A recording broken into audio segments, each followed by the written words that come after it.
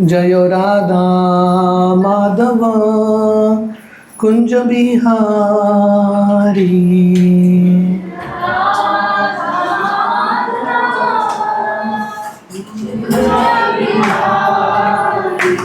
जय राधा माधव कुंज बिहारी।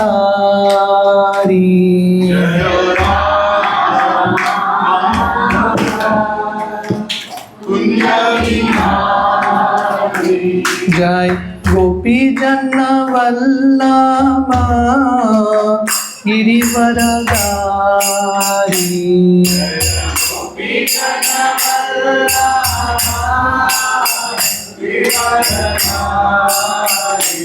जय गोपी जन वल्लभा गिरिवरधारी।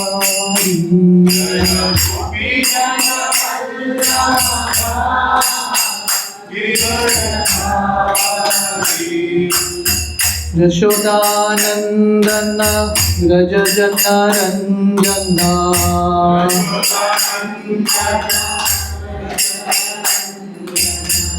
जमुना तीरा वनचारी।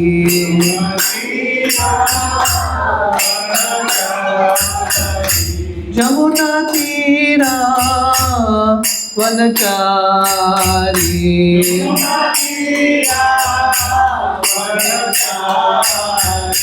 जयो राधा माधव कुंज बिहारी।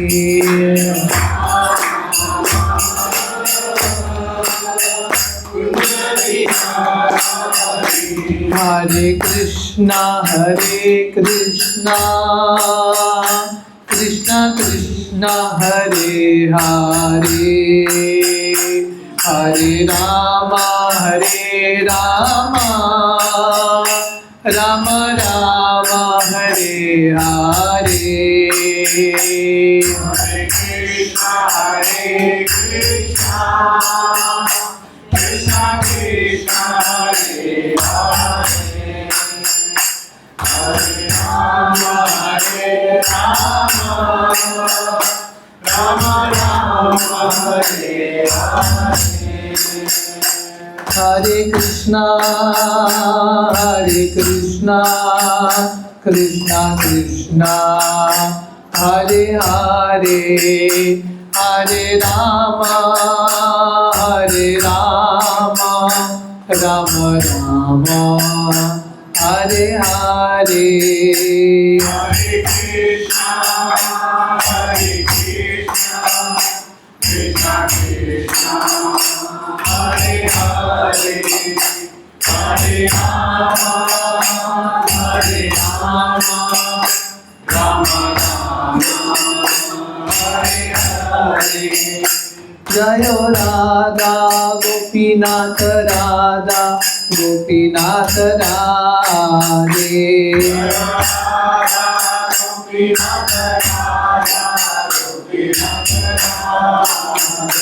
जय गौरानिताय गौरानिताय गौरानिताय जय गौरानिताय।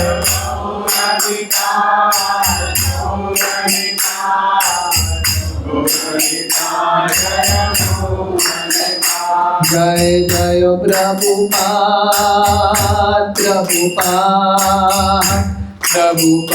जय जय प्रभुपाद।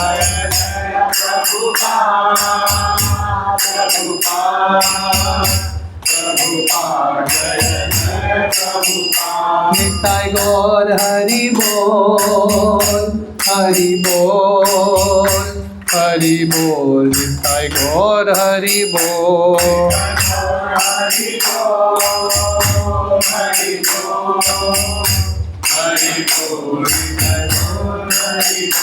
हरि नाम संकीर्तन की। ओम नमो भगवते वासुदेवाय।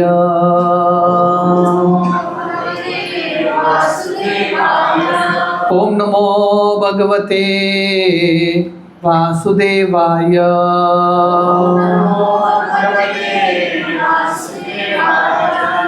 नमो भगवते वासुदेवाय।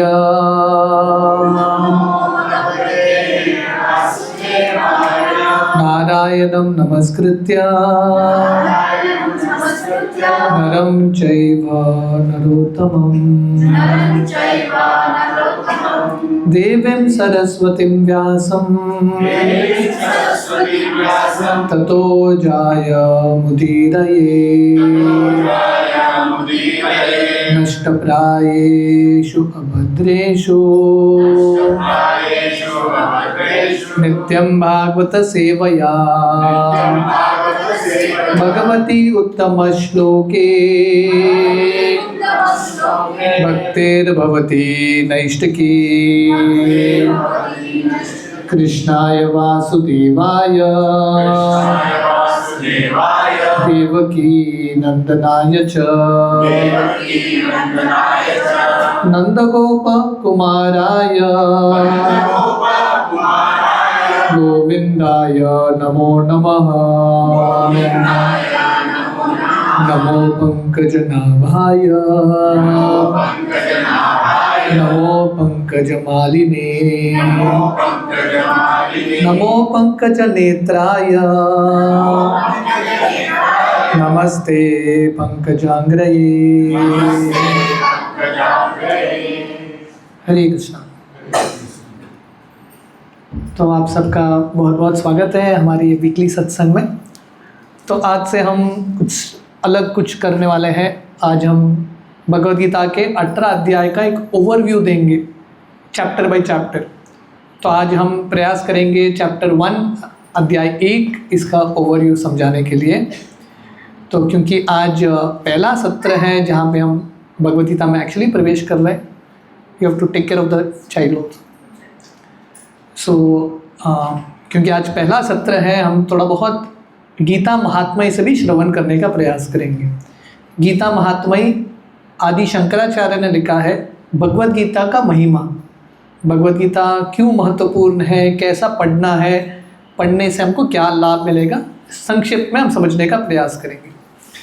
तो एक बहुत सुंदर श्लोक है, गीता शास्त्रम इदम पुण्यम यपते प्रयत पुमान विष्णुपदम अवाप्नोति भय शोकादि वर्जित। तो यहाँ पे वर्णन है, जो भी व्यक्ति भगवद गीता को बहुत ध्यान से बहुत प्रेम से पढ़ता है, ऐसा व्यक्ति को क्या प्राप्त होता है? विष्णु पदम अवाप्नोति, भगवान के धाम जो है वैकुंठ की प्राप्ति होती है, जहाँ पे व्यक्ति भय शोक इत्यादि से मुक्ति प्राप्त कर सकता है। पर इसके लिए हमको क्या करना पड़ेगा? यह पते प्रयत पुमान, जो भी गीता को बहुत ध्यान से पढ़ता है समझता है, उसको भगवान की धाम की प्राप्ति होती है और ये अलग अलग जो भय शोक काम वासना मोह इत्यादि से मुक्ति मिलता है। गीता ध्यायनशीलस्य प्रयाम परस्य च नैव शांता ही पापानि पूर्व जन्म कृतानि च। अगर कोई भी गीता को ध्यान से और गंभीरता से पढ़ता है, तो ये इंग्लिश में है, if one reads Bhagavad Gita sincerely and seriously. तो गीता आपको कैसे पढ़ना है? सिंसियरली और सीरियसली पढ़ना है। तो क्या होगा अगर हम करेंगे? तो नैवी शांति ही पापानि पूर्व जन्म कृतानि च। जितने भी हमारे पाप कार्य है, जो भी पुण्य पहले जन्म को पाप इत्यादि है, वो सब धुल जाएंगे अगर हम गीता को ध्यान से पढ़ेंगे और समझने का प्रयास करेंगे। मलिने मोचनम पुंसाम जल स्नानम दिने दिने सकृत गीतामृतम स्नानम संसार मलनाशनम। जैसे व्यक्ति रोज स्नान करता है, रोज स्नान करता है ना लोग, एटलीस्ट भारत में ये संस्कृति है। पाश्चात्य देश में लोग सेंट यूज़ करते हैं। सेंट क्यों यूज़ करते हैं? क्योंकि स्नान करने की आवश्यकता नहीं है, लोगों को लगता है कि ऑलरेडी स्नान किया है। तो भारत का संस्कृति सेंट नहीं है, स्नान करो। जैसे हम रोज़ स्नान करते हैं, किसके लिए स्नान करते हैं? शरीर के शुद्धता के लिए, क्योंकि शरीर गंदा होता रहता है। तो वैसे ही आत्मा की शुद्धता के लिए क्या करना है? गीता में स्नान करना है। और यहाँ पे शब्द है सकृत गीतामृतम स्नानम। एक बार भी अगर कोई ध्यान से प्रेम से भगवद गीता में स्नान करता है, संसार मल नाशनम, जितने भी संसार के मल है, ये दुनिया में रह के ही बहुत सारा अनर्थ आता है, गंदगी आता है हृदय में, वो सब मिट जाते हैं। गीता सुगीता कर्तव्य किम मन्ये शास्त्र विस्तरे यह स्वयं पद्मनाभस्य मुख पद्मान विनिश्रित। तो यहाँ पे आदि शंकराचार्य बोल रहे हैं, अगर कोई भगवद गीता पढ़ रहा है, बाकी शास्त्रों की क्या ज़रूरत, किम मन्ये शास्त्र विस्तरे, क्योंकि सब शास्त्रों का निचोड़ भगवान कृष्ण ने गीता के रूप में दिया है। जितने भी वैदिक शास्त्र हैं वो भी भगवान से ही आते हैं, और वही भगवान कृष्ण जो हैं भगवद गीता का ज्ञान अर्जुन को दे रहे हैं। कल मैं 2 दिन पहले हमारा एक प्रोग्राम था भागवतम का, मैं वहाँ पे एक उदाहरण दे रहा था। आप सब लोगों को जैक फ्रूट अच्छा लगता है? कितने लोगों को जैक फ्रूट अच्छा लगता है? हाथ ऊपर करना।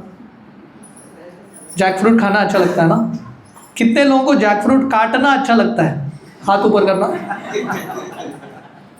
कोई नहीं काटना चाहता, खाना चाहता है फल को, काटना नहीं चाहता, क्योंकि काटना बहुत झंझट है कि नहीं? इतना बड़ा फल है, हाथ में तेल लगाओ, काटो, बीज निकालो, बहुत झंझट है कि नहीं?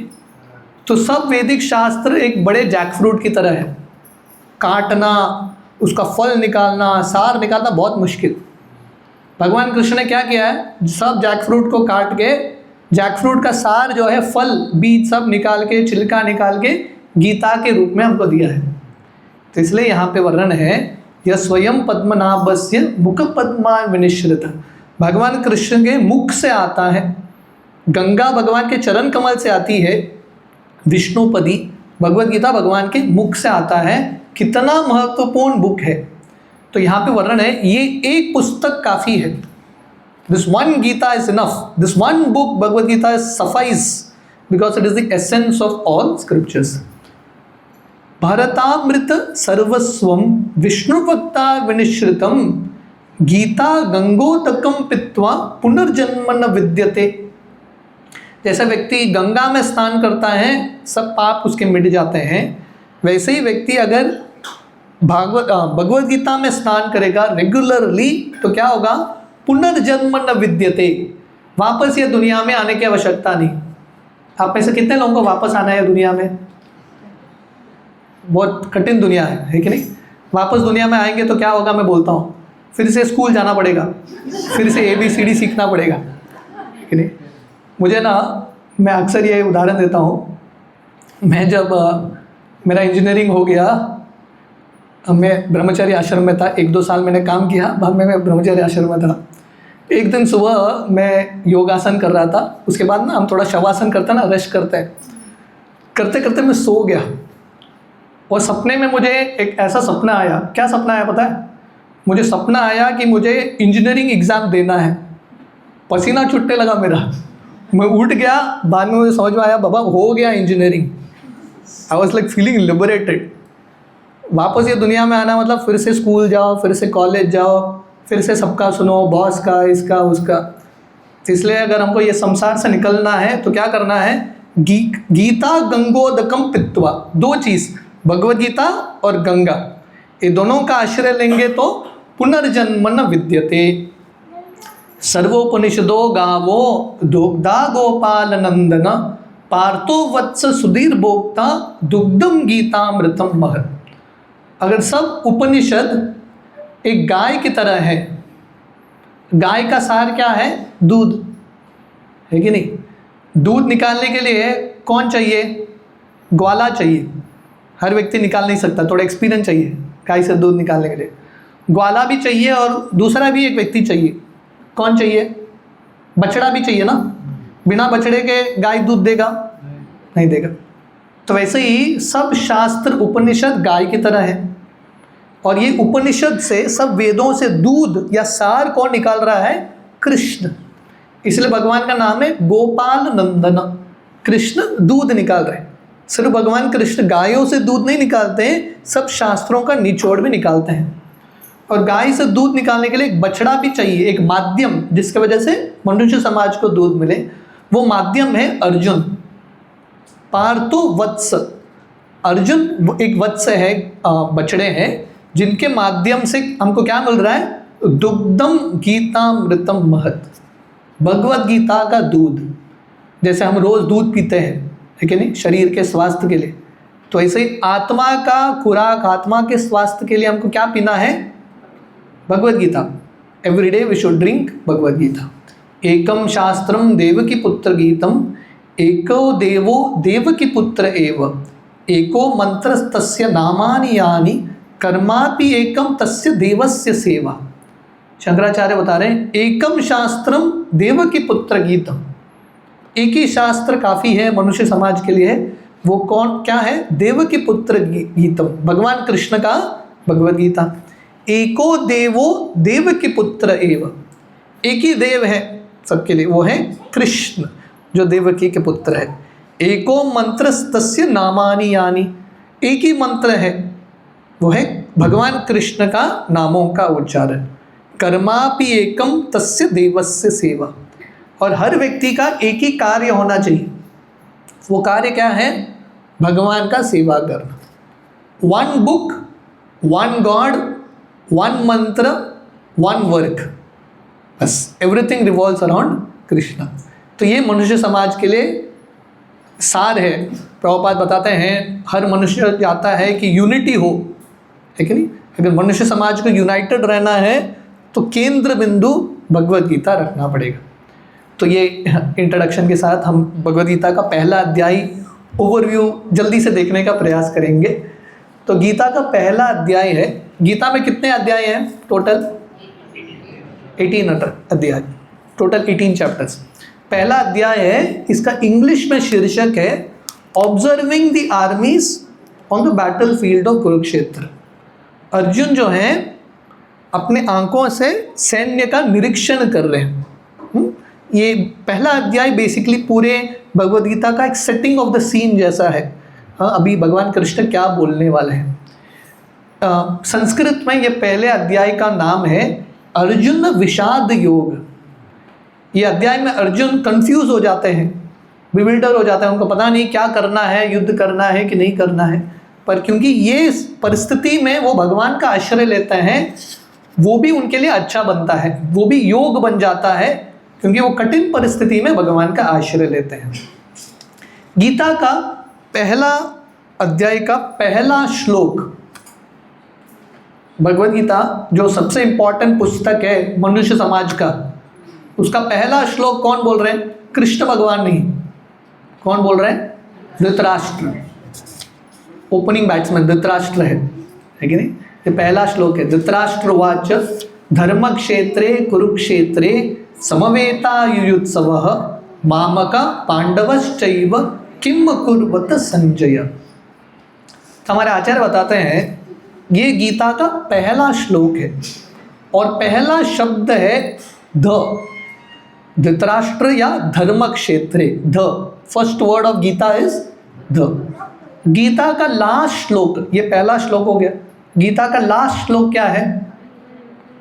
यत्र योगेश्वरो कृष्णो तत्र पार्थो धनुर्धरः तत्र श्रीर विजयो भूतिर ध्रुवा नीतिर मतिर मम। तो लास्ट वर्ड भगवद गीता का म है, पहला द, लास्ट म। द और म के बीच में है र। तो बेसिकली भगवद गीता क्या है? धर्म शास्त्र है। पूरा गीता द और म के बीच में धर्म का सिद्धांत क्या है, मनुष्यों को धर्म के अनुसार कैसा जीना है, भगवान कृष्ण बताते हैं। तो हम महाभारत के इतिहास में नहीं जाएंगे, बहुत समय जाएगा। पर अगर आप लोगों ने महाभारत पुस्तक पढ़ा है, महाभारत ऐसा कहानी है जहाँ पे महाभारत हो या रामायण हो, दोनों पुस्तक हैप्पीली लिव्ड एवर आफ्टर कभी नहीं होता, टर्न्स एंड ट्विस्ट होते रहते हैं। तो ज़िंदगी में व्यक्ति परमानेंटली खुशी आध्यात्मिक जगत में हो सकता है, ये दुनिया में अलग अलग परिस्थितियां आएंगी, उसके साथ कैसा डील करना है वो समझना पड़ेगा। जैसे रामायण में ना, भगवान राम का विवाह सीता मैया के साथ होता है। वो अयोध्या में रह रहे थे, कैसे तो उनको वनवास जाना पड़ता है। 13 साल 14 साल वनवास में थे, और जब वापस आने का समय था, वहाँ पे रावण आके सीता का अपहरण करके लेके जाता है। तो ऐसे कहानियाँ चलते रहते हैं। तो वैसे ही महाभारत की कहानी संक्षिप्त में स्टोरी लाइन ऐसा है। शंतनु महाराज करके कुरुकुल के बहुत महान राजा थे। उनका विवाह गंगा से होता है, गंगा माता से, और गंगा और शंतनु से पुत्र पैदा होते हैं भीष्म। पर थोड़े समय बाद गंगा शंतनु महाराज को छोड़ के चली जाती है। शंतनु का प्रेम सत्यवती के साथ होता है, दूसरी पत्नी शादी करने वाले थे। तो जब होने वाला था उस समय सत्यवती के जो पिताजी हैं उनको बोलते हैं, मैं एक कंडीशन पे शादी कराऊंगा, मेरी बेटी का ही लड़का राजा बनेगा कुरुकुल का, और कोई नहीं। तो भीष्मदेव उस समय प्रतिज्ञा लेते हैं, मैं कभी राजा बनूंगा नहीं। तो शंतनु महाराज और सत्यवती के दो पुत्र होते हैं, चित्रांगद और विचित्रवीर्य। तो दो पुत्र। चित्रांगद का अकस्मात वध हो जाता है, और एक गंधर्व था जिसका नाम था चित्रांगद, उनके साथ इनका युद्ध होके चित्रांगद मर जाते हैं। तो अभी एक ही लड़का रह गया। शंतनु महाराज थोड़े समय पे वो भी अपना शरीर त्याग के चले जाते हैं। सत्यवती माता अकेली है, भीष्मदेव है, पर भीष्मदेव ने प्रतिज्ञा लिया है कि वो राज्य नहीं करेंगे, राजा नहीं बनेंगे। चित्रांगद चला गया। अब इमेजिन करो महाभारत में कितने कॉम्प्लेक्सिटीज है। अभी विचित्र वीर्य रह गया। विचित्र वीर्य के साथ विवाह कराने के लिए भीष्मदेव 3 कन्याओं का अपहरण करके लेके आते हैं, अंबालिका और अंबिका। अंबा जो है वो भीष्म को बोलती है कि मुझे विचित्र वीर्य से शादी नहीं करना है, मुझे शादी करना है तो आपसे ही करना है। भीष्मदेव बोलते हैं मुझे नहीं करना। तो अंबा चली जाती है और आगे जाके वो शिखंडी के रूप में आती है भीष्म को मारने के लिए। तो अभी क्या होता है, विचित्र वीर्य भी मर जाता है, उसको एक रोग होके वो भी जल्दी मर जाता है। अब इमेजिन कीजिए, इतना कॉम्प्लेक्स मटेरियल वर्ल्ड है। इसलिए ना ये दुनिया के कॉम्प्लेक्सिटी से निकलना है। महाभारत का सार क्या है, ये दुनिया के कॉम्प्लेक्सिटी से निकलना है, भगवत धाम चले जाओ। This world is a very complex place. Chitrangada, Shantanu Maharaj चले गए, चित्रांगद चला गया, विचित्र वीर्य चला गया। अभी 2 कन्याएं हैं, अंबिका, अंबालिका। उनके पति नहीं है। भीष्मदेव इनके साथ संग नहीं कर सकते क्योंकि भीष्मदेव ने प्रतिज्ञा लिया है कि वो अखंड ब्रह्मचारी व्रत का पालन करेंगे। अभी राज्य के सिंहासन पर बैठने के लिए कोई नहीं, नो वन इज रेडी। तो क्या होगा, उस समय व्यासदेव को बुलाया जाता है। पराशर के लड़के थे व्यासदेव, वही सत्यवती के। तो व्यासदेव के माध्यम से अंबालिका के साथ धृतराष्ट्र पैदा होते हैं, और व्यासदेव अंबिका के साथ पांडु महाराज को जन्म देते हैं। तो अब इसमें भी टर्न एंड ट्विस्ट है कि नहीं। सबसे बड़ा, अभी लड़के आगे 2-2, पर भी प्रॉब्लम क्या है, सबसे बड़ा लड़का धृतराष्ट्र अंधा, राज सिंहासन पे उसको बैठना है, पर अंधा है, वो बैठ नहीं सकता। तो अभी कौन बैठ जाते हैं, पांडु महाराज बैठ जाते हैं। तो इसके साथ साथ विदुर जी भी आते हैं, व्यासदेव और एक दासी से संग करते हैं और विदुर जी का जन्म होता है। अभी क्या होता है, आगे का लाइन देखिए। भीष्मदेव ऐसा एक व्यक्ति हैं, उन्होंने शादी नहीं किया पर सबका शादी करवाया। चित्रांगद, विचित्र वीर्य, धृतराष्ट्र का शादी कराया गांधारी से, गांधार की लड़की। पांडु का शादी 2 कन्याओं से कराया, कुंती और माद्री। तो क्या होता है, पांडु को कोई श्राप देता है एक साधु संत कि आप बहुत जल्दी मर जाओगे। तो पांडु को भी एक रोग था, उनका जो शरीर था ना बहुत पीला पड़ता था। तो पांडु महाराज अपने 2 पत्नियों के साथ जंगल चले जाते हैं राज्य छोड़ के। ही जस्ट लीव्स एंड गोस। तो क्या होता है, जब पांडु महाराज वहाँ पे चले जाते हैं, कुंती के पास एक वर था, वो किसी भी देवता को बुला के पुत्र उत्पन्न कर सकती थी, क्योंकि पांडु महाराज को श्राप था कि वो अपने पत्नी के साथ संग करेंगे किसी भी स्त्री के साथ, उनका तुरंत वध हो जाएगा। तो पांडु महाराज पुत्रों को जन्म दे नहीं पा रहे थे। तो कुंती महारानी अपना वर का प्रयोग करती है और 5 बच्चों को जन्म देती है, युधिष्ठिर, भीम, अर्जुन और माद्री के माध्यम से नकुल, सहदेव। थोड़े समय बाद पांडु मर जाते हैं, माद्री के साथ संग करके पांडु भी चले जाते हैं और माद्री भी सती हो जाती है। अभी कुंती रह गई 5 बच्चों के साथ और यहाँ पे धृतराष्ट्र के 100 बच्चे जो आगे जाके कौरव बनते हैं। तो यहाँ से ये टर्न एंड ट्विस्ट शुरू होता है। अभी पांडु नहीं है, कुंती अपने 5 बच्चों के साथ वापस आती है हस्तिनापुर। पर धृतराष्ट्र, तो ये पहला सेक्शन है। ओके, बेसिकली ये पहले सेक्शन गीता के पहले अध्याय का पहला सेक्शन धृतराष्ट्र के ऊपर निर्भर है, इसलिए पहला श्लोक है धृतराष्ट्रवाच। धृतराष्ट्र ऐसा एक व्यक्ति था, जन्म से तो अंधा था पर आध्यात्मिक रूप से भी वो अंधा हो गया। देखिए, व्यक्ति जन्म से अंधा होगा वो हमारे कंट्रोल के बाहर है कि नहीं। हम कैसे जन्म लेते हैं, कौन सा हमारा शरीर का रूप होता है, हमारे कंट्रोल के बाहर है। पर वो परिस्थिति में हम क्या करते हैं वो हमारे ऊपर निर्भर है। What do we do. Dhritarashtra जो है पूरा अधर्म का जड़ माना जाता है। महाभारत बताता है कि 2 वृक्ष हैं, एक धर्म का वृक्ष और एक अधर्म का वृक्ष। धर्म के वृक्ष के जड़ है कृष्ण भगवान और अधर्म वृक्ष के जड़ है धृतराष्ट्र, और इससे दुर्योधन और बाकी इसके पुत्र आते हैं। तो धृतराष्ट्र ऐसा एक व्यक्ति था, जन्म से अंधा पर आध्यात्मिक रूप से भी अंधा था। किसी का उसने सलाह सुना नहीं और धीरे धीरे उसके अंधापन जो है, आध्यात्मिक अंधापन, धीरे धीरे उसके पुत्र के अंदर आ गया दुर्योधन, और वो भी बहुत ज़्यादा अधर्मी बन जाता है। तो ये दुनिया में बहुत सारे ऐसे लोग होते हैं जो अंधे हैं, दे आर ब्लाइंड, पर ऐसे लोगों ने बहुत बड़ा कार्य भी किया है। क्योंकि क्या होता है, जब व्यक्ति हमेशा रोता रहता है, कंप्लेन करता रहता है कि मेरे ज़िंदगी में कुछ कमी है, मेरे ज़िंदगी में कुछ कमी है, उसको लगता है कि मैं विक्टिम हूँ। विक्टिम समझता है ना, उसको लगता है मेरे साथ अन्याय हुआ है। और जिस व्यक्ति को लगता है कि मेरे साथ अन्याय हुआ है, वो क्या करता है, दूसरों के साथ भी अन्याय करने लगता है। तो धृतराष्ट्र ऐसा व्यक्ति था, उसको लग रहा था अरे मुझे राजा के पदवी पे बैठना चाहिए था, पांडु को चला गया पदवी। तो उसके अंदर इतना ईर्ष्या था, इतना गुस्सा था, धीरे धीरे वो जो ईर्ष्या है उसके लड़के के अंदर चला गया दुर्योधन, और धीरे धीरे धृतराष्ट्र, दुर्योधन, पूरा कौरव कुल समाप्त हो जाता है एक व्यक्ति के आध्यात्मिक अंधेपन के वजह से, because of the blindness of one person.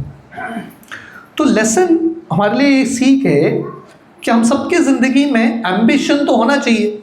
हरे कृष्ण, हरे कृष्ण। तो हम सबके ज़िंदगी में एम्बिशन होना चाहिए, हर व्यक्ति के पास एम्बिशन है ना। पर प्रॉब्लम क्या है, हमारा एम्बिशन जो है हमारे लिए और दूसरों के लिए हानि नहीं पहुंचाना है। आप सक्सेसफुल बनो, पर आपके सक्सेसफुल बनने के लिए दूसरों को समाप्त करके सक्सेसफुल बनना ये सही नहीं है। तो धृतराष्ट्र और दुर्योधन का सक्सेस का डेफिनेशन ये था, हमको सक्सेसफुल बनने के लिए पांडवों को निकालना पड़ेगा।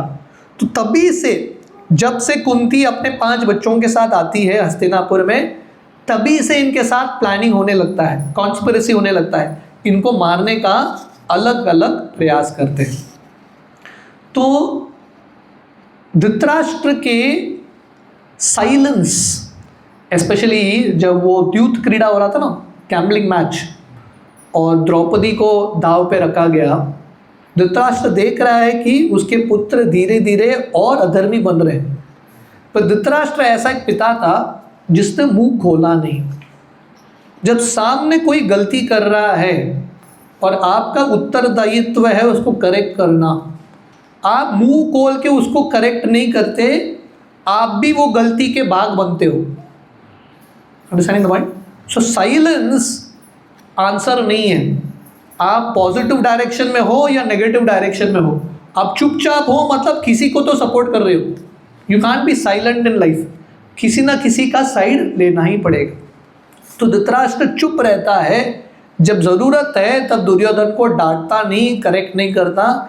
इसलिए दुर्योधन जो है एक राक्षस की तरह है, धीरे धीरे और बढ़ने लगता है। तो एक बार ये कहानी आती है, एक एक कैदी था, ऐसा चोरी करते करते उसने एक बहुत बड़ा चोरी किया और उसको भी फांसी का सज़ा लग गया। जब वो फांसी पर चढ़ने ही वाला था, किसी ने उसको पूछा, वहाँ के जो जेलर्स हैं, आपका लास्ट डिज़ायर कुछ है क्या? वो बोले कि मुझे अपने आंट से मिलना है, जिसने मुझे एक्चुअली पाल पोस के बड़ा किया है। जब वो आंट आई उससे मिलने के लिए, बोला आ जाओ, मुझे आपके कान में कुछ बोलना है मरने से पहले। वो जब कान पास में लेके आई, उसने कान को काटा मुँह से। क्यों? क्योंकि जब वो छोटा बच्चा था, स्कूल में जाके किसी का रबर चुरा के आता था, पेंसिल चुरा के आता था, पर ये जो आंट है, जो उसकी गार्डियन है, उसने ये बच्चे को करेक्ट नहीं किया।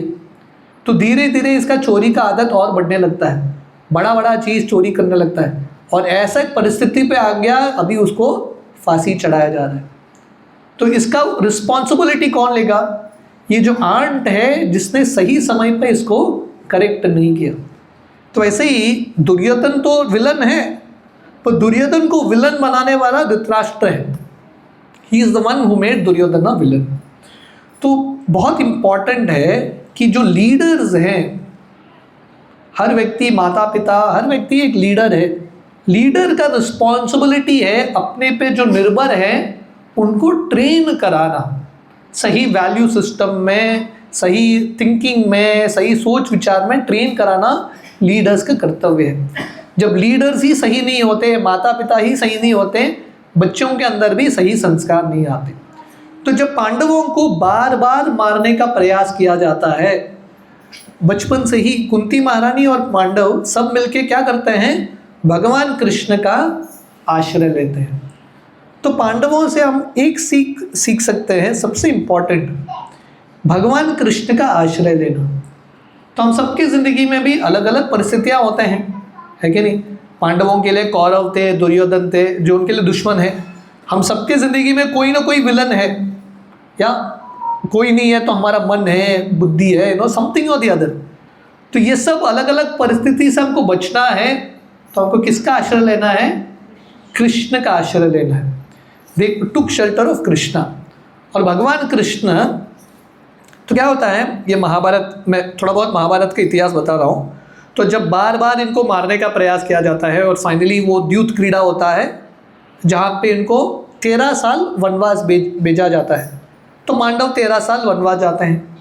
13 साल वनवास, मतलब पांडवों के अंदर इतना पेशेंस है, गलती उनका है ही नहीं, फिर भी सहन कर रहे हैं। तो 13 साल वनवास सहन करते हैं, और वापस जब आते हैं, वो दुर्योधन के पास जाते हैं और बोलते हैं चलो थोड़ा तो पीस करेंगे, झगड़ा नहीं करना है, हमारा जो हक है हमको दे दो। तो उस समय भगवान कृष्ण शांति दूत के रूप में जाते हैं, पीस मैसेंजर।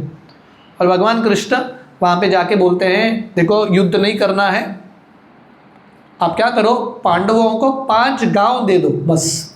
वो क्षत्रिय हैं, उनको राज्य तो करना ही पड़ेगा, उनका वो धर्म है। आप 5 गांव दे दो, बाकी पूरा दुनिया आपके पास रुको। दुर्योधन उसके लिए भी तैयार नहीं था।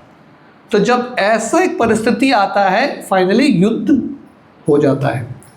तो जिन लोगों को लगता है कि भगवान कृष्ण ने युद्ध कराया, भगवान कृष्ण ने युद्ध नहीं कराया, भगवान कृष्ण ने युद्ध रोकने का बहुत प्रयास किया, पर जब दुर्योधन नहीं माना, बहुत जिद्दी था, बहुत हट्टी था, फाइनली युद्ध होने लगता है। तो भगवान कृष्ण जो हैं, स्पेशली जो भक्त उनका आश्रय लेते हैं, भगवान उनका उत्तरदायित्व लेने के लिए तैयार। योगक्षेमम वहाम्यहम, कृष्णा विल टेक रिस्पॉन्सिबिलिटी। किस भक्तों का? जो भक्त अनन्य रूप से भगवान कृष्ण का आश्रय लेते हैं। Okay, I'll just go a little ahead. Okay. Because ये अध्याय हमको समाप्त करना है। मैं थोड़ा फास्ट फॉरवर्ड कर रहा हूँ। तो ये मैंने आपको बताया, भगवद गीता का पहला शब्द ध और अंतिम शब्द म। सो बिटवीन ध एंड म इज र, विच इज धर्म। तो अभी धर्म का अर्थ क्या है? What is the meaning of dharma? जैसे ये श्लोक में आता है, धर्म क्षेत्रे कुरुक्षेत्रे। धर्म का अर्थ क्या है? जनरली लोगों को लगता है धर्म जनरल अंडरस्टैंडिंग है, इंग्लिश को ट्रांसलेट करोगे ये हिंदी शब्द को एज रिलीजन, पर श्रील प्रभुपाद ने बताया है धर्म ऑल्सो मीन्स ऑक्यूपेशनल ड्यूटी। जैसे एक स्टूडेंट का धर्म है, एक टीचर का धर्म है, एक हाउसवाइफ का धर्म है इत्यादि। बस बट श्रील प्रभुपाद बताते हैं धर्म का एक्चुअल अर्थ है the inseparable quality of an object. जो चीज वो वस्तु से निकाल नहीं सकते वो उसका एक्चुअल धर्म है। जैसे उदाहरण के तौर पे शक्कर, शुगर, सबको शुगर अच्छा लगता है ना। शुगर का धर्म क्या है? मिठास। मतलब वो चीज जिससे शुगर से आप निकाल ही नहीं सकते।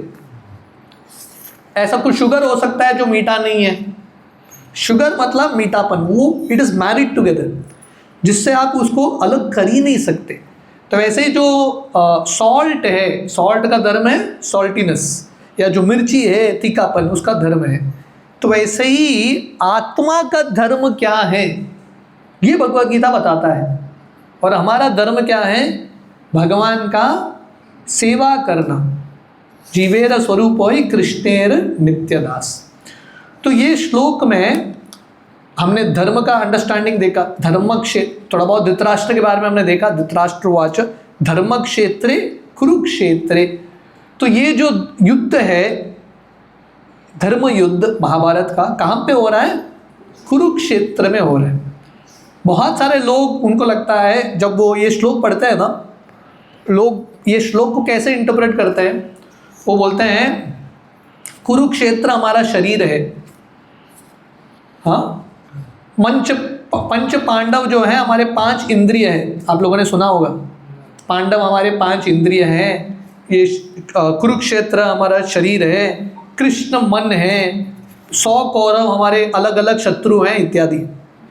पर ये सही अंडरस्टैंडिंग नहीं है। तो गीता को हमको समझना है ना प्रॉपरली, प्रॉपर परंपरा में ही समझना है।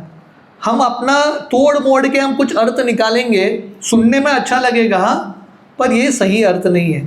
जब भगवान कृष्ण धर्म क्षेत्र कुरुक्षेत्र बता रहे हैं, कुरुक्षेत्र का अर्थ क्या है? कुरुक्षेत्र अभी भी ये स्थान है, ऐसा नहीं कि शरीर कुरुक्षेत्र है। एक्चुअल जगह है कुरुक्षेत्र, जहाँ पे ये युद्ध हुआ है, जहाँ वो पेड़ के नीचे भगवान कृष्ण ने जो गीता सुनाया वो भी पेड़ है, immortal tree, right. So Kurukshetra is a place. So lesson क्या है? No misinterpretation of text. तो भगवान कृष्ण जब ये युद्ध होने वाला था, युद्ध तो निश्चित था, युद्ध होने वाला है, उन लोगों ने कुरुक्षेत्र को क्यों चुना? युद्ध तो गोवा में भी कर सकते थे, है कि नहीं, समुद्र के तट पे। कुरुक्षेत्र को क्यों चुना? क्योंकि कुरुक्षेत्र एक धर्म क्षेत्र था। वहाँ पे बहुत सारे साधु संतों ने बहुत तपस्या किया था।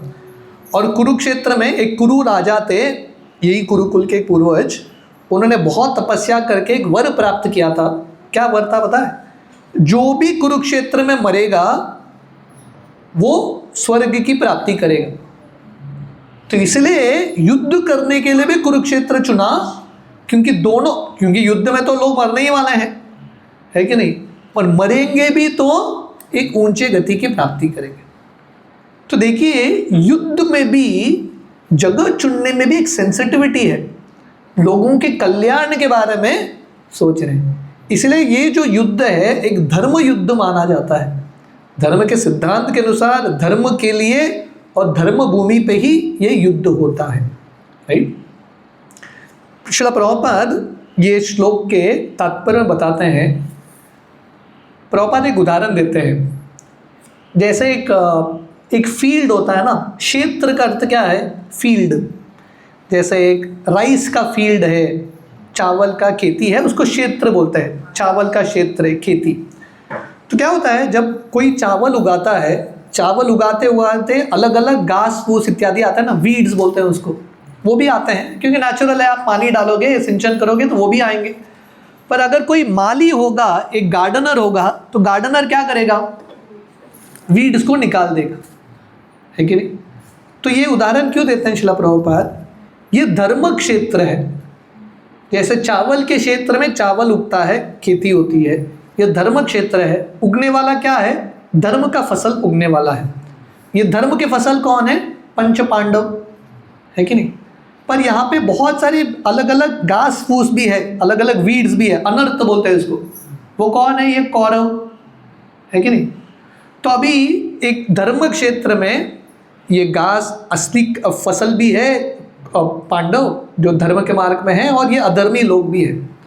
पर इसमें से कौन असली एक्चुअली ठीक तरह से उग पाएगा, किसके ऊपर निर्भर है? वो माली वहाँ पे है कि नहीं, उसके ऊपर निर्भर है। इसलिए भगवान कृष्ण यहाँ पे उपस्थित हैं।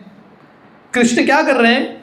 कृष्ण का ये रिस्पॉन्सिबिलिटी है देखना कि ये अधर्मी जो फसल है उसको उखाड़ के बाहर फेंकना। भगवान कृष्ण उसी के लिए वहाँ पे उपस्थित हैं। So Krishna is the father of dharma. Krishna वो माली की तरह है जो वहाँ पे उपस्थित हैं, ये देखने के लिए, निरीक्षण करने के लिए ये सब अधर्मी वहाँ से निकल जाए।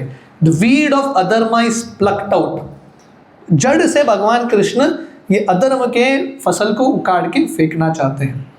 तो हमारे लिए ये लेसन है कि जब भगवान हमारे साइड में रहेंगे तो क्या होगा? हमारे हृदय में भी जो धर्म है वो बढ़ेगा और अधर्म जो है वो समाप्त होगा। तो उसके लिए क्या करना पड़ेगा? भगवान का उपस्थिति होना बहुत इम्पॉर्टेंट है और धर्म क्षेत्र का आश्रय लेना बहुत इम्पॉर्टेंट है। साधु संघों का आश्रय लेना, गीता भागवत पढ़ना बहुत इम्पॉर्टेंट है। ठीक है, तो धृतराष्ट्र, ये पहले श्लोक में हम थोड़ा समय स्पेंड कर रहे हैं। पहले श्लोक में हमको ये अध्याय भी कंप्लीट करना है।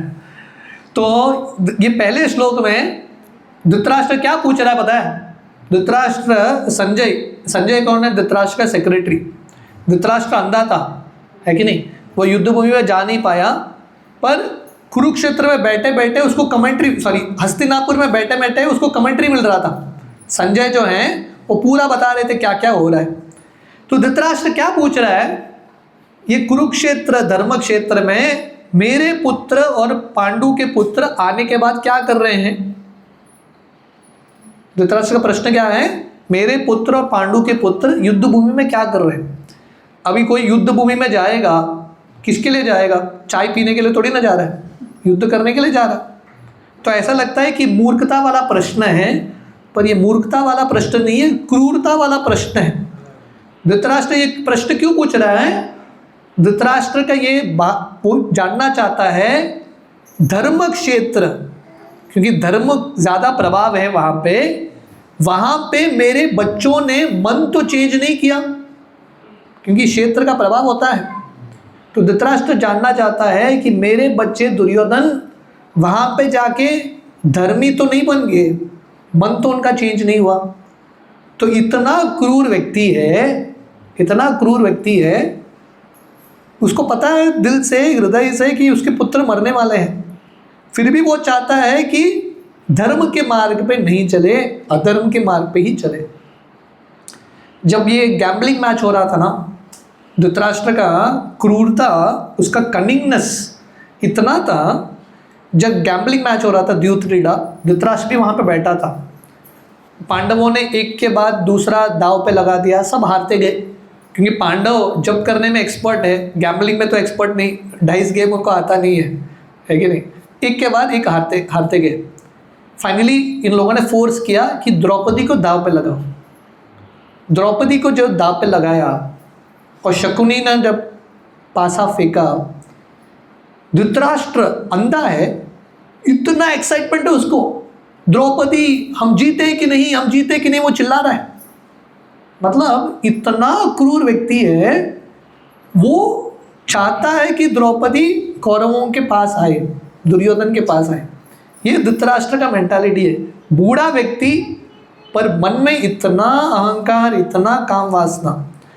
So this is Dhritarashtra. Dhritarashtra एक विलन है जो विलन की तरह दिखता नहीं है, ऐसा फेस दिखाता है कि बहुत इनोसेंट है, पर actually is a very cunning person. Okay, we'll go a little ahead and a little quicker. So this is the acronym for this chapter. डाउट करके एक एक्रोनिम भी है, but we are giving a different acronym. ये पहले अध्याय में total 46 shlokas है, total 46 shlokas. The first 13 shlokas, पहला 13 श्लोक दो चीज बताता है। Duplicity of Dhritarashtra. धृतराष्ट्र कितना, डुप्लिसिटी को क्या बोलता है हिंदी में?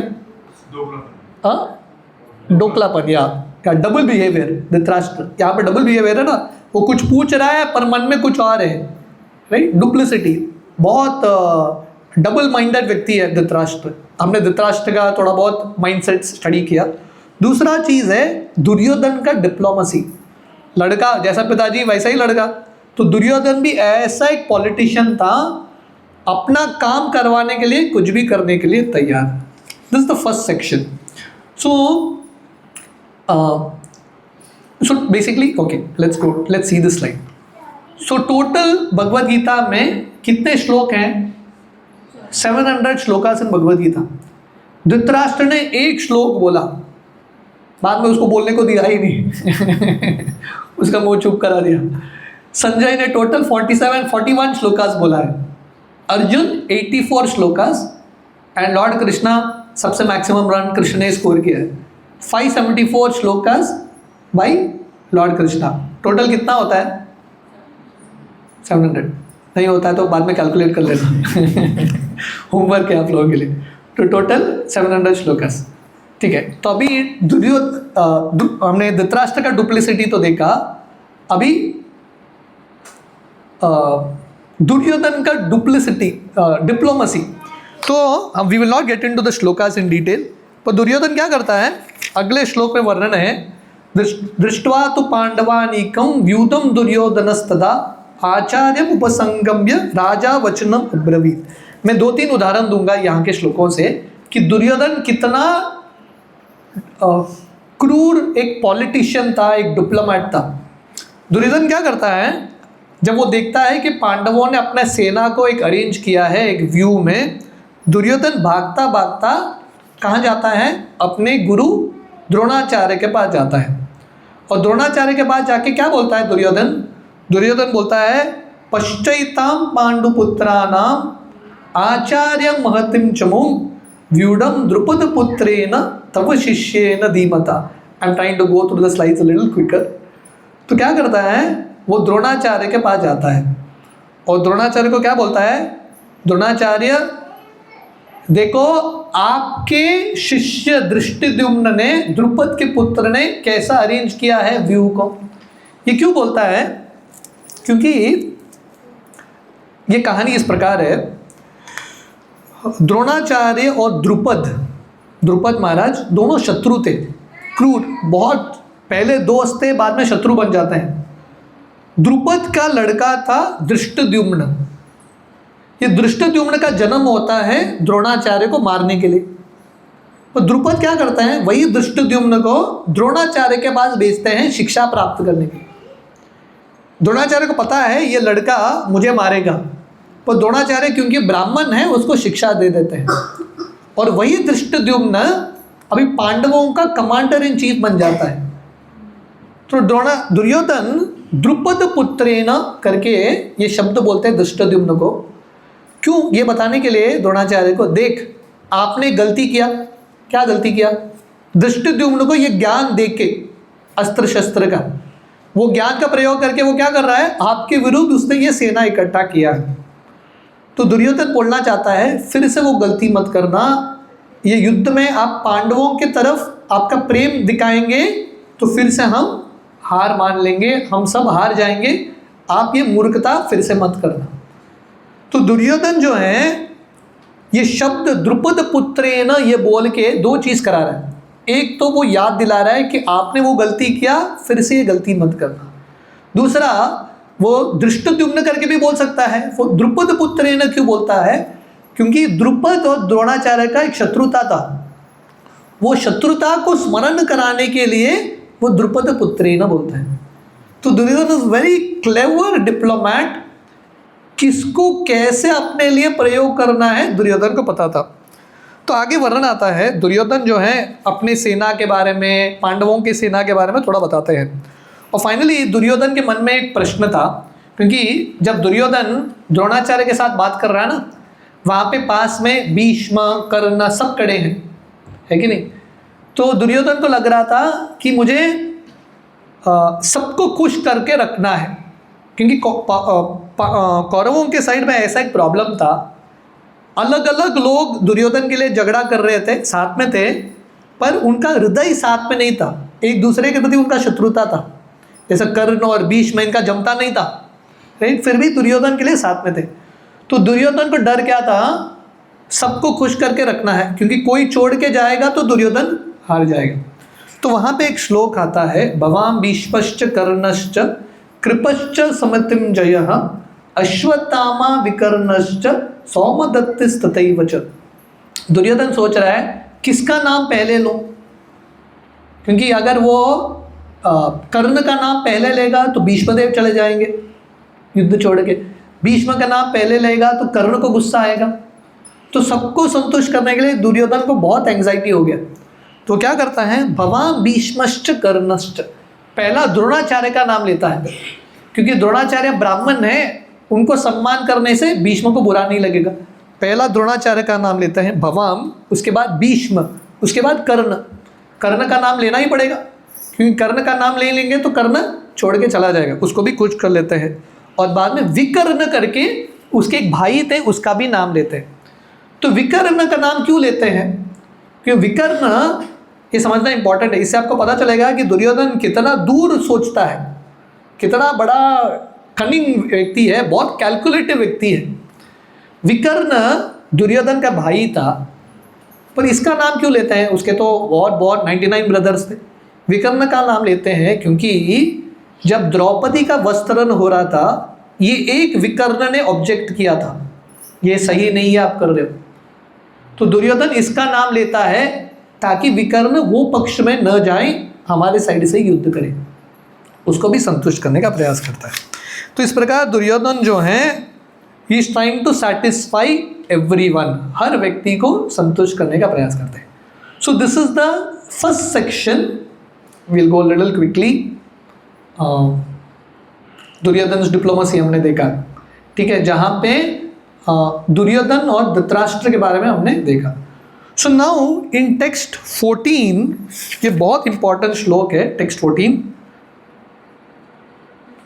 some other time I will tell you all these slides in detail, ठीक है। हरे Krishna.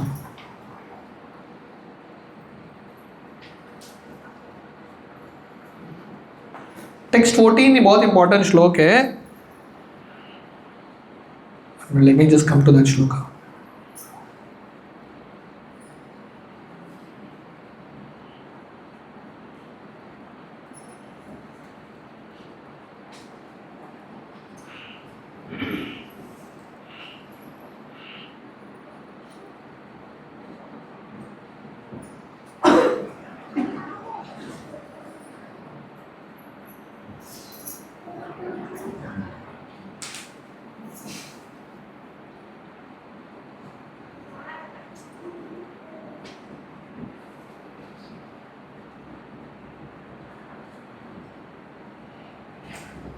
Okay, so this is the first section 1 to 13. So basically 1 to 13 में हमने धृतराष्ट्र और दुर्योधन का मेंटालिटीज देखा कि कैसे ये दोनों बाप बेटे का ऐसा कॉम्बिनेशन था, जो दोनों बहुत कनिंग थे, बहुत क्रूर थे सोच विचार में। तो दुर्योधन जो है द्रोणाचार्य को संतुष्ट करने का प्रयास करता है, भीष्मदेव को संतुष्ट करने का प्रयास करता है। तो फाइनली भीष्मदेव अपना शंख लेके बजाते हैं बहुत जोर से कि तेरा बड़बड़ बंद करो, हम युद्ध शुरू करेंगे। तो भीष्मदेव अपना शंख बजाते हैं। तो उस समय क्या होता है, this is the second section, I of the acronym. पहले बार भगवद गीता में भगवान कृष्ण का इंट्रोडक्शन है। 13 श्लोक तक कृष्ण भगवान आते नहीं है पिक्चर में। टेक्स्ट 14 में भगवान कृष्ण का एंट्री होता है। कैसे होता है, ततश्वेतेर हयेर युक्तेर महति संदने स्थितो माधव पांडवश्चैव दिव्यो शंको प्रदत्मतो। तो भगवान कृष्ण कैसे एंट्री करते हैं, अर्जुन के सारथी के रूप में भगवान कृष्ण का एंट्री होता है। Krishna appears as the chariot driver of Arjun, है कि नहीं। हर मूवी में जब हीरो एंट्री करता है ना, बहुत स्टाइल से एंट्री करता है कि नहीं। वो एंट्री पॉइंट बहुत इंपॉर्टेंट है कि नहीं, उस पर निर्भर है कि मूवी हिट होने वाला है कि नहीं, है कि नहीं। ये कृष्ण का मेन मूवी है भगवद गीता, और कृष्ण एंट्री कैसे कर रहे हैं, सारथी बन के। ये देखना, ये कृष्ण का भगवद गीता का कवर पिक्चर है, और कृष्ण क्या कर रहे हैं, चैरियट ड्राइवर बन के आए। ये देखिए, ये कृष्ण का नम्रता है, दिस इज कृष्णाज ह्यूमिलिटी। भगवान कृष्ण अपने प्रेमी भक्तों के अधीन है, Krishna is controlled by his devotees. तो ये एक चीज आप समझ जाएंगे ना, उसी से आपको पता चलेगा कि कृष्ण के हृदय में भक्तों के प्रति कितना प्रेम है। भगवान कृष्ण अपने भक्तों के लिए कुछ भी करने के लिए तैयार है। So this concept of service, तो भगवान कृष्ण, हम सब भगवान का सेवा करते हैं, पर भगवान भी क्या कर रहे हैं, अपने भक्तों का सेवा कर रहे हैं। तो ये जो सेवा का भाव है, सेवा का जो वरदान है, बहुत श्रेष्ठ चीज होती है।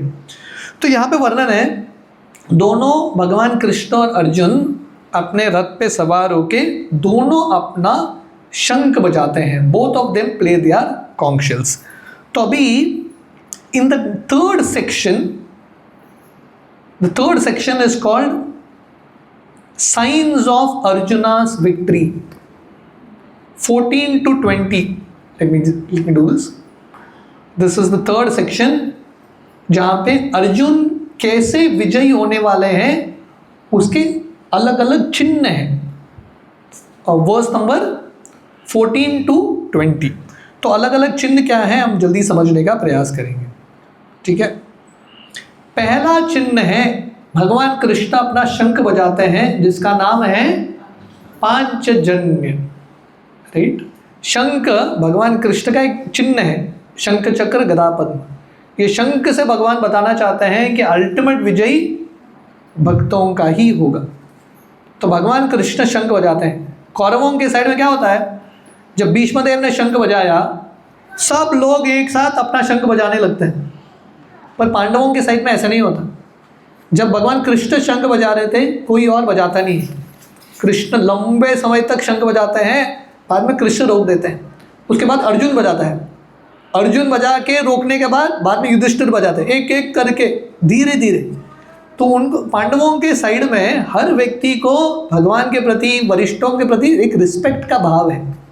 कौरवों के साइड में ऐसा नहीं, भीष्म ने बजाया, सब लोग ने एक साथ बजा दिया। पर यहाँ पे भगवान कृष्ण अपना शंख बजाते हैं पांचजन्य। तो पहला चिन्ह अभी हम क्या देख रहे हैं, this the third section 14 to 20, जहाँ पे अलग अलग चिन्ह है कि कैसे जीत अर्जुन का ही होगा। देखिए, अब तक गीता का पहला अध्याय है, गीता होने के बाद युद्ध शुरू होता है, पर गीता के पहले अध्याय में ही मैच रिजल्ट डिक्लेयर्ड है कि जीत किसका होगा, अर्जुन का होगा। तो first victory, first sign of victory is lord Krishna is personally present. Arjun के रथ पे कौन है, कृष्ण है, और जहाँ पे कृष्ण है वहाँ पे कौन है, लक्ष्मी है, क्योंकि कृष्ण, लक्ष्मी जो है नारायण की अर्धांगिनी है। हाँ, so wherever Krishna is present then automatically victory is there. यत्र योगेश्वर कृष्ण तत्र पार्थ धनुर्धर तत्र श्रीर विजयो भूतिर ध्रुवा नीतिर मतिर ममा। That is the first lesson. तो हमारे लिए सीख क्या है, हम सबके ज़िंदगी में अगर हमको विक्ट्री प्राप्त करना है तो क्या करना है, कृष्ण को हमारी ज़िंदगी में रखना बहुत इंपॉर्टेंट है। हमारे ज़िंदगी के रथ में कृष्ण को प्राधान्य स्थान देना। अर्जुन ने क्या किया, रथ का डोरी किसके हाथ में दिया, कृष्ण के हाथ में। तो हमारी ज़िंदगी के रथ का डोरी हमको कृष्ण के हाथ में देना है। सेकेंड साइन ऑफ विक्ट्री, जैसे मैं बताया, जहाँ पे कृष्ण है वहाँ पे लक्ष्मी है। तो भगवान जहाँ पे रहेंगे, जो भक्त, जो घर में भगवान को प्राधान्य स्थान होगा, वहाँ पे लक्ष्मी ऐश्वर्य भी ऑटोमेटिकली आएगा। Victory is natural, all resources in the service of the Lord. तीसरा चिन्ह, third sign of Arjuna's victory, वो जो रथ था अर्जुन का, बहुत स्पेशल रथ था। वो रथ किसने दिया था अर्जुन को, अग्निदेव ने दिया था, राइट। अर्जुन ने अग्निदेव का मदद किया था, कांडव वन को जलाने के लिए अग्निदेव ने ये रथ दिया था।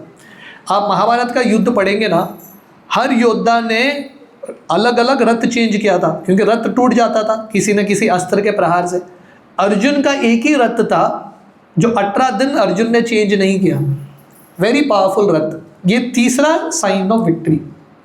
चौथा साइन, अर्जुन का जो घोड़े थे वो चित्र रथ एक गंधर्व ने दिया था अर्जुन को। पांचवा चिन्ह, ये लेसन हमारे लिए क्या है, जब हम भगवान का आश्रय लेते हैं सब देवता भी मदद करते हैं, Agnidev, Chitraratha, everyone helps. Krishna devotees. Krishna और अर्जुन के शंख को क्या बताया गया है? दिव्यो शंको ब्रदत्मतो, transcendental conscious. This is the 5th sign. And 6th sign Yudhishthira conch shell. जैसे कृष्ण का शंख का नाम क्या है? पांचजन्य। अर्जुन के शंख का नाम क्या है? देवदत्त। युधिष्ठिर महाराज के शंख का नाम क्या आगे आता है? युधिष्ठिर के शंख का नाम क्या है? अनंत विजयो राजा। अनंत विजय।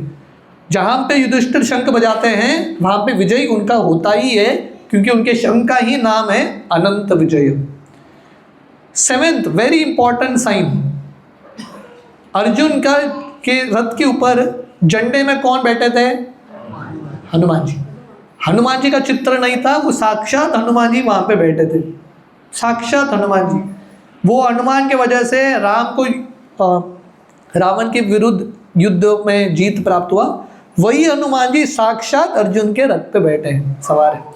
तो अभी इमेजिन करो, अर्जुन के रथ पे कितने शक्तिशाली लोग हैं। एक तो रथ ही शक्तिशाली अग्निदेव, घोड़े शक्तिशाली कृष्ण, ऊपर हनुमान, स्वयं अर्जुन, हाथ में गांडीव। तो ये रथ ही इतना भारी है, ये रथ को फेल कराना इम्पॉसिबल है। Arjun was so successful.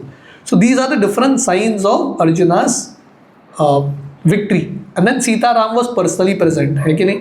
Hanuman भी है, राम भी है, कृष्ण भी है, लक्ष्मी भी है, everyone is personally there. And और एक इंपॉर्टेंट चीज़ प्रभुपाद बताते हैं, यहाँ पे भगवान कृष्ण का नाम आता है ऋषिकेश। Krishna is called Hrishikesh. ऋषिकेश का अर्थ क्या है? जो इंद्रियों के स्वामी है। भगवान कृष्ण पर्सनली अर्जुन के रथ को आगे चलाने के लिए, अर्जुन के रथ को विक्ट्री की ओर लेके जाने के लिए वहां पे है। So this is the 3rd section, 9 science of Arjuna's victory. ये section from 14 to 20, 9 science of Arjuna's victory. कैसे अर्जुन अल्टीमेटली विजयी होने वाला। This is the 3rd section of this chapter. And final section is verse number 21 till 46, जहाँ पे the last part Arjuna's confusion. कैसे Arjun confusion में आते हैं और कैसे अर्जुन फाइनली भगवान कृष्ण का आश्रय लेते हैं और उसके बाद उनकी ज़िंदगी का टर्निंग पॉइंट होता है। तो क्या होता है? अर्जुन यहाँ पे कृष्ण भगवान को बोलते हैं कि हे अच्युत, हे कृष्ण, आप मेरे रथ को दोनों सेनाओं के बीच में लेके जाइए। तो जब भगवान कृष्ण अर्जुन के रथ को दोनों सेनाओं के बीच में लेके जाते हैं, तब अर्जुन के मन में अलग अलग भाव उठता है, क्योंकि अर्जुन को भी पता है कि अब तक अर्जुन को उसको मनी मन पता था युद्ध होने वाला है, पर मनी मन अर्जुन को ये भी लग रहा था शायद युद्ध नहीं होगा। पर अभी फाइनली अर्जुन को युद्ध करना पड़ रहा है, खासकर भीष्मदेव, द्रोणाचार्य के विरुद्ध। तो अर्जुन के मन में उनके प्रति जो भाव है, प्रेम है, वो उभर के आता है। और उस समय अर्जुन जो है विचलित हो जाते हैं, उनको पता नहीं चलता कृष्ण भगवान युद्ध करना है कि नहीं। तो फाइनली अर्जुन जो है भगवान कृष्ण का आश्रय लेते हैं। So in this section, in the last section, Arjuna जो है 4 कारण देते हैं वो क्यों युद्ध नहीं करना चाहते, why he doesn't want to fight. That's how this chapter ends. 4 reasons Arjuna gives why he doesn't want to fight. First is compassion, second is enjoyment, third is fear of sinful reaction, and fourth is destruction of family tradition. तो हम ये 4 चीज़ देखेंगे and then this chapter ends. तो पहला कारण है compassion.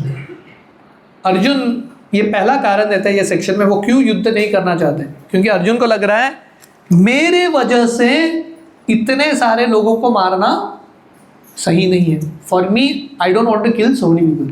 तो अर्जुन बोलता है मैं जंगल जाने के लिए तैयार हूँ, मुझे पदवी भी नहीं चाहिए, राजा भी नहीं बनना है, मुझे इन सब का हत्या नहीं करना है।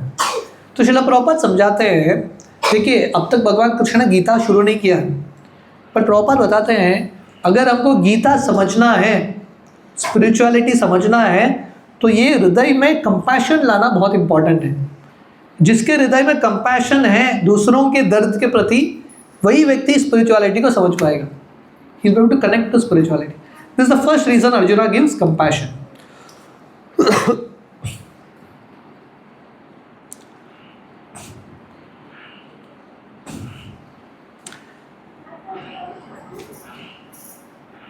Second reason Arjuna gives, I'll not get into all the details of this. तो दूसरा रीजन अर्जुना देते हैं वो है lack of enjoyment.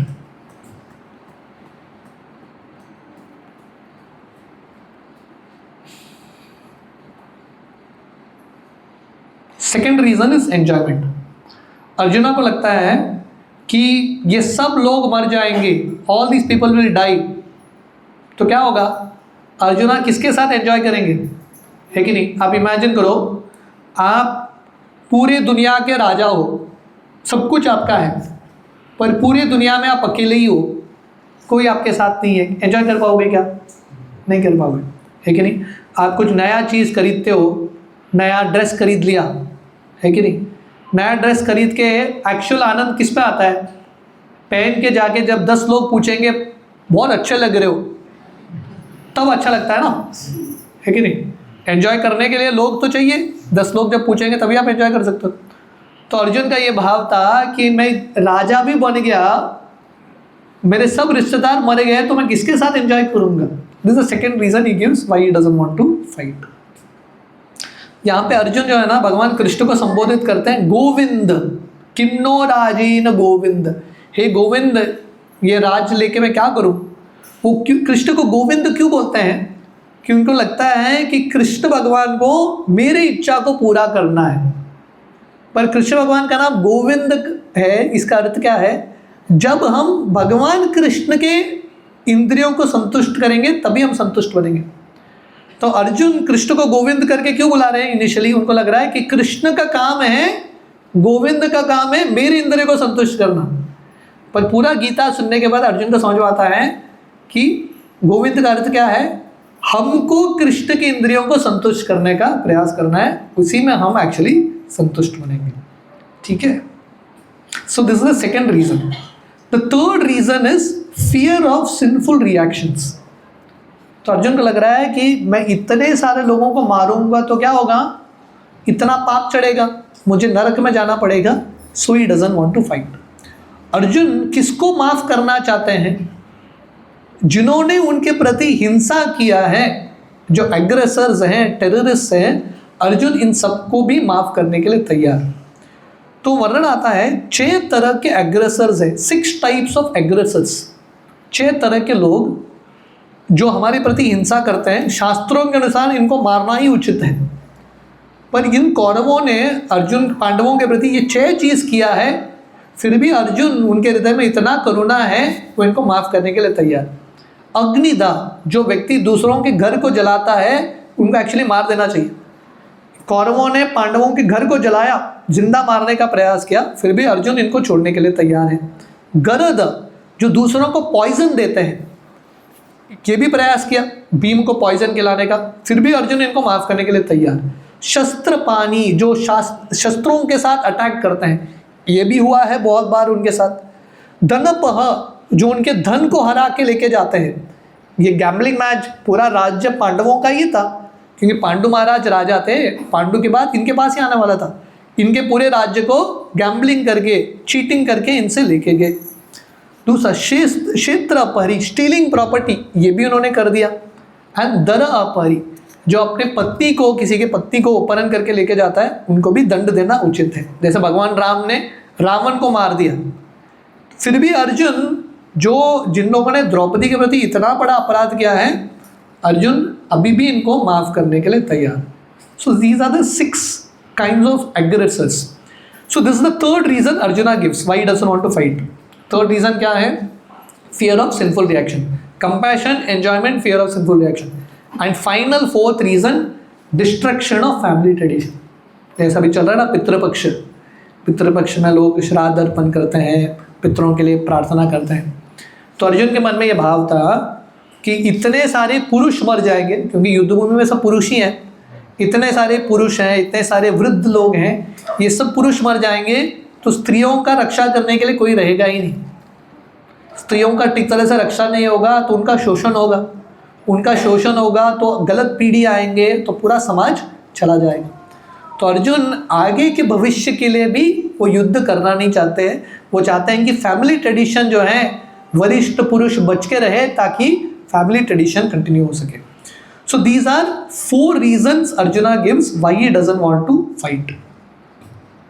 Okay, finally ये पूरे 4 रीजन देने के बाद अर्जुन क्या करते हैं, फिर भी वो कंफ्यूज नहीं रहते हैं, शोक संविग्न मानस, और ये परिस्थिति में वो क्या करते हैं, भगवान कृष्ण का आश्रय लेते हैं। So these are the 5 reasons. The 5th reason comes in the 2nd chapter. 5वां रीजन 2nd चैप्टर में आता है, and compassion, enjoyment, fear of sin, destruction of family tradition and indecision, right. तो फाइनली अर्जुन जो है भगवान कृष्ण का आश्रय लेते हैं, अपना गांडी व धनुष सब कुछ रख के हार मान जाते हैं, and take shelter of Krishna. क्योंकि वो कृष्ण का आश्रय लेते हैं, उनकी ज़िंदगी में टर्निंग पॉइंट होता है, और भगवान कृष्ण दूसरे अध्याय से अपना गीता का संदेश शुरू करते हैं। So basically this is chapter 1 in essence. The acronym is the word disc. 1 to 13 Dhritarashtra and Duryodhan के माइंडसेट्स के बारे में है। वर्स नंबर 14 भगवान कृष्ण का इंट्रोडक्शन सेवक के रूप में, कृष्ण के भक्तों के सेवक के रूप में। 14 to 20 science of Arjuna's victory, and finally the last section 27 to 46 जहाँ पे अर्जुन 4 कारण देते हैं वो क्यों युद्ध नहीं करना चाहते, और फाइनली भगवान कृष्ण का आश्रय लेते हैं।